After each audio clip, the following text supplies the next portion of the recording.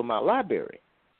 And she was, I think that little girl, it was in the 3rd or 4th grade. And the teacher began to teach her on Christopher Columbus. Now, what she used to do every day is she'd run home and she'd get on the computer and she'd get in my library and she was accessing the truth. Now, the truth is not being taught in the school system. So she was accessing the truth, and she was running off copies because they had a little printer. She was just having a ball every day. But when the teacher got on the subject by Christopher Columbus, she said, Christopher Columbus didn't discover no America. He was a thief. And matter of fact, they put him on a boat and took him back to Spain and changed because he had stolen people's money. He was lying. And the teacher said, who told you that? She said, I read it from my daddy's library. And in fact, I got it in my book bag. You know, well, bring it up here. Let me take a look at it. You know, Caucasian teacher. So she took it up there, and he got a hold of it, and he went to read it, and he got mad. He said, look here, you take this here down to the principal, and you give it to him, and tell him I sent you there. So you go to the principal, another Caucasian gentleman. He wants to know why she's there, and she explained the same thing to him. She said, my teacher tried to tell me that Christopher Columbus discovered America. How you gonna discover something when people are already here? So he said, then she gave him the paper. He read it. He got mad. He said, look, this is what we're gonna do with you, because we can't have you disrupting the class. I want you to go outside and pick up paper. And so she went outside, and for the rest of the evening had to pick up paper. Now we have broken, we have done something unlawful. So she went home and told her father. Her father called me and told me what happened. He said he was going to go up there and start kicking some you-know-what. I said, well, wait a minute, hold on, bro. Hold.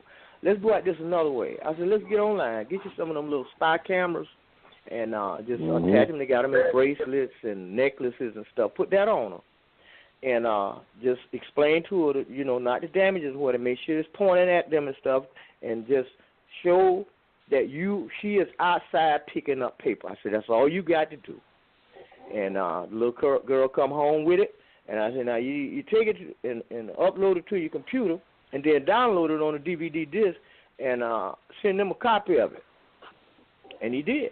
And they was calling, it was crying, it was whining. I said, look, man, we need to talk. He said, no, I just need to know how you're going to handle this. Who I pick up my check from? And he said, wait a minute. Look, let me make a call, and we'll call you back. So they settled with him out of court and tried to keep a lid on this thing. So it's very, very important for a child, and you want to start at home, and I recommend that every man and woman in America that look like me have their own library in their own house. And so their children can get a hold of it, and their children can actually see them studying their own ancient story and knowing there's a difference between his story and yours. And if you lay the two down side by side, you discover that there is absolutely no comparison. And then you have to understand, why are you being attacked? You find that information out from the Independent Compensatory Code written by Neely Fuller Jr. and Dr. Francis Cress Welsing that wrote the ISIS paper. That's right there in a nutshell. And when you understand that, you understand the attack on people of color worldwide. Oh, yeah, definitely. So tell folks about you said you had a website, so how would folks get access to that website if they were interested in learning more about what you're talking about and learning more about the books that you are referring to and things of that nature? Because you did mention that you had a website that folks could be guided to. So for folks that are listening, they might be interested in learning more about. Okay, well, my website is newdebtelimination.com. That's new, N-E-W, debt, D-E-B-T, elimination, E-L-I-M-I-N-A-T-I-O-N.com. And they can just examine the whole site. We specialize in helping people who have problems with law and stuff like that. And I also host my own blog talk radio show. We was on last night with Dr. Walter Williams. He's the author of The Historical Origins of Christianity and The Historical Origins of Islam. And we did a broadcast on racism, white supremacy worldwide. And I, from time to time, if I'm not doing anything, I'll go around and see what the people are talking about. And if there's some way that I can benefit folks, then I'll get on and I'll talk and see if I can assist them. And that's why I'm here this evening. But the best thing to do, if you can catch me on Facebook, my name is Tahaka Amana El Bay, and I'm on Facebook. And I do most of my teaching there. I put out books of the week for the brothers and sisters to get a hold of them so that they can learn what's going on, get their ancient story, and get his story too. Indeed.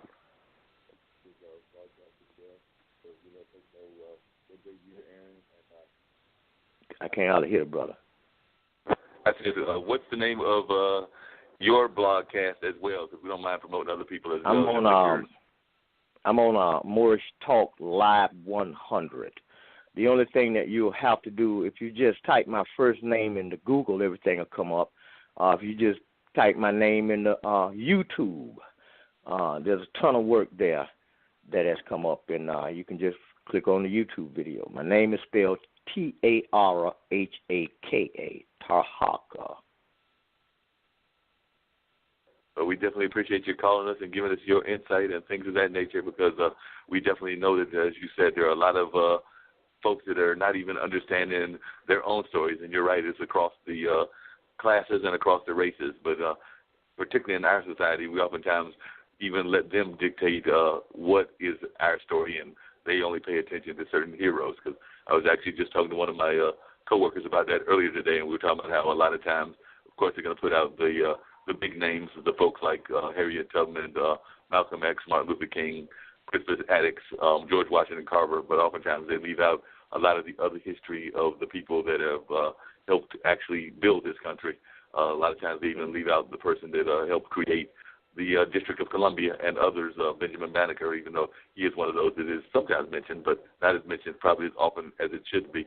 So you're right, a lot of times we don't even understand our own history, and a lot of times the other cultures, because they do teach their kids in the home front about their own history. So I'm glad that you're doing this and that you're making this available to a lot of people to learn about the history that exists. Baba Chuck Davis, who was a mentor of mine and the founder of the African American Dance Ensemble, he was a definite proponent of us learning our own history and not just depending on the books of others to learn that history, or into the Western school system, because sometimes we have to step out and go to sources like yours, go to other books that are out there to learn that history that is a very rich history, but too often our own folks don't know it. That's correct. You have no idea what's missing.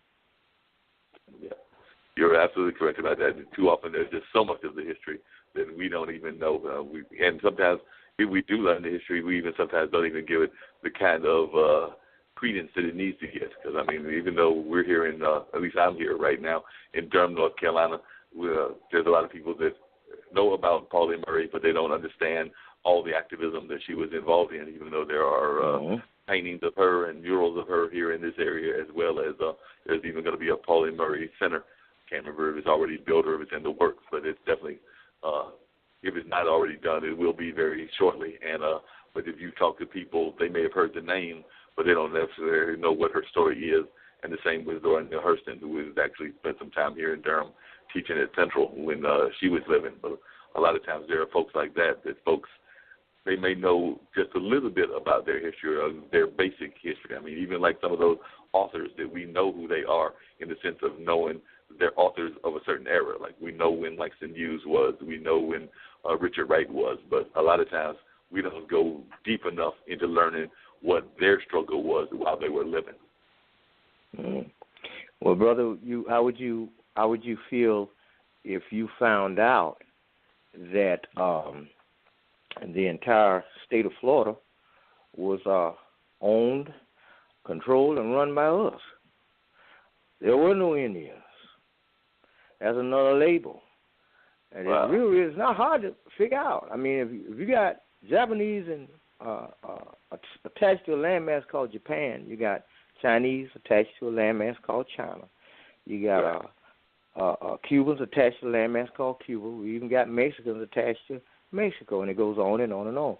So how are we going to have Indians over here on this landmass when the name of it ain't India, and then we got a land that is called India, and the people on that landmass called Indians? Something wrong, bro.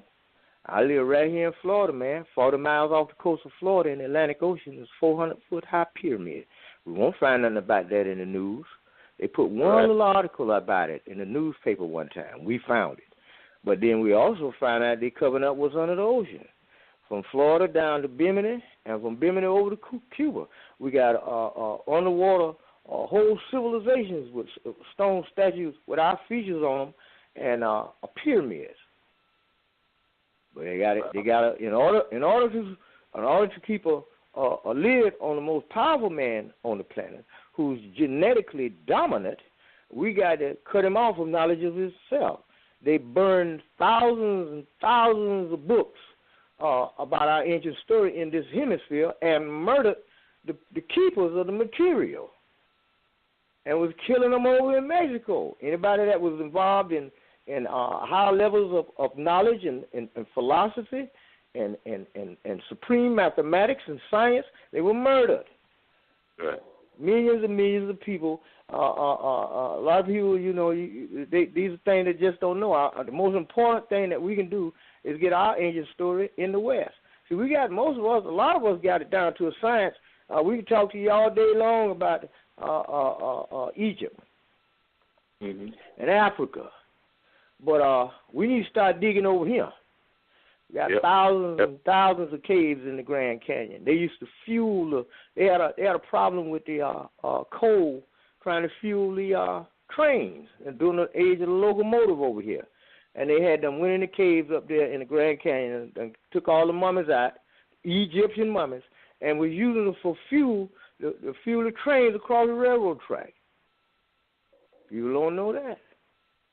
Yeah, you're right. There's a lot of history. Label somebody something else. Yeah, you're right. There's a lot of history that folks don't know. But I was just wondering what you think. It seems that there's a lot of the good things I have noticed that there's a change in society. And I'm not saying that everybody's getting it right, but there does seem to be more of a movement toward people even doing research on some of the ancient religions, because I'm noticing more and more, at least here in the Durham area and the North Carolina area, and I think I've even seen it in other parts of the country, more and more people are starting to study the ways of the what you just labeled as the ancient Indians or the Native Americans, whatever you want to call them.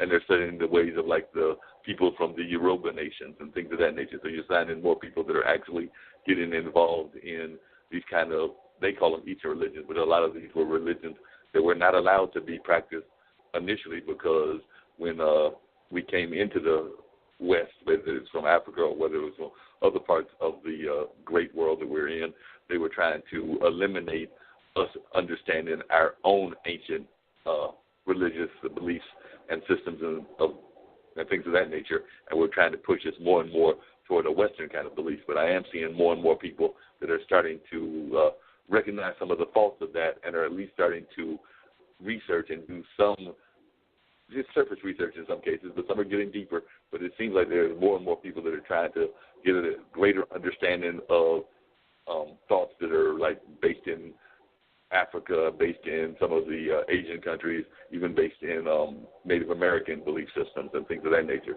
So it's one that is, you've mentioned that some of the things that you had and some of the guests being Muslims and things of that nature. I don't know what your own religion is, but I was wondering what you thought of this new trend. At least it seems to be that we're getting more and more folks that are recognizing that some of what exists in the existence is what is happening is people are waking up, and we've done a tremendous amount of shows on religion itself. And keep in mind, religion is one of the 9 points of racism, white supremacy worldwide. The most dangerous thing that a man can engage in is belief, but people don't know that. What he wants to get involved in is understanding, dealing with what he knows for a fact, and he can prove and put on the table. But the trend you are referring to is people are getting away from religion, and they are engaging in spiritualism. And that is what the ancient Africans had, and especially ancient Egyptians. They a lot of people say, well, they are polytheistic and they believe in many gods. Well, the question is, according to who? Well, history proves a who story. Here's a man. Which one? What you finna say? Well, Well, so the thing is, when we start doing